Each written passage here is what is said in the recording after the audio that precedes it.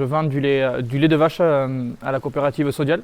Et c'est vrai que Sodial, en 2018, ils cherchaient du lait bio. Donc on est rentré dans ce cadre-là de partenariat avec Sodial pour faire du lait bio.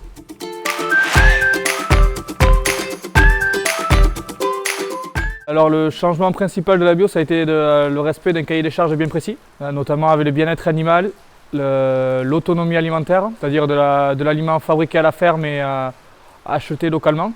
Nous par exemple ici on est autonome à 100% pratiquement, sauf cette année où avec les conditions météo on a été obligé d'acheter un peu de maïs à un voisin. Donc c'est vraiment resté local. C'est vrai que le passage en bio a demandé une réorganisation de la ferme, notamment sur la partie culture.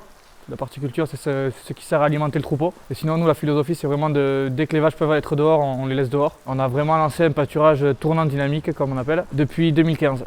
L'alimentation était déjà autonome et en 2018, on est passé en bio. C'est vrai que le passage en bio aussi a fait prendre conscience sur le métier, le vrai métier. Donc on est reparti surtout sur des bases beaucoup plus techniques, notamment au niveau des cultures, de l'élevage. On apprend à vivre sans intrants, sans engrais, sans antibiotiques.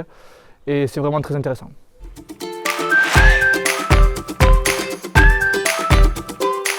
En 2013 par exemple, on faisait 70 hectares de maïs. Et on en a ensilé une bonne partie, il y avait quand même un petit peu d'herbe. Et là on est passé vraiment, depuis 2018, on est passé qu'à 20 hectares de maïs. Donc c'est vrai que maintenant l'essentiel c'est le pâturage, l'ensilage d'herbe. On travaille beaucoup autour de l'herbe. Les vaches sont un petit peu plus résistantes, elles sont beaucoup moins poussées, elles ont un niveau de production beaucoup plus faible aussi. On est beaucoup basé autour de l'herbe, alors c'est vrai que quand il n'y a pas d'herbe, il y a un peu moins de lait, c'est un choix personnel.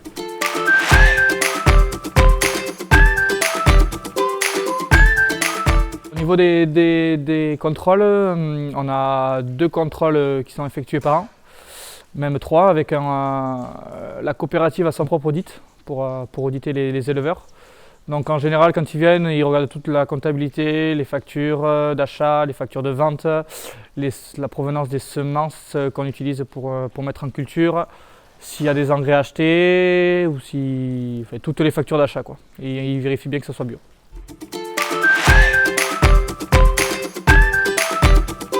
C'est vrai que moi j'aime beaucoup mon métier, d'être le contact avec l'animal, avec la nature, ça me plaît énormément et c'est vrai que je suis quand même heureux dans ce que je fais. C'est vrai que l'agriculture aussi ça permet de créer un lien avec le territoire, donc là je vois que nous on est en train d'implanter aussi des haies pour donner un peu de biodiversité, de restructurer un paysage comme on avait un petit peu autrefois, quoi.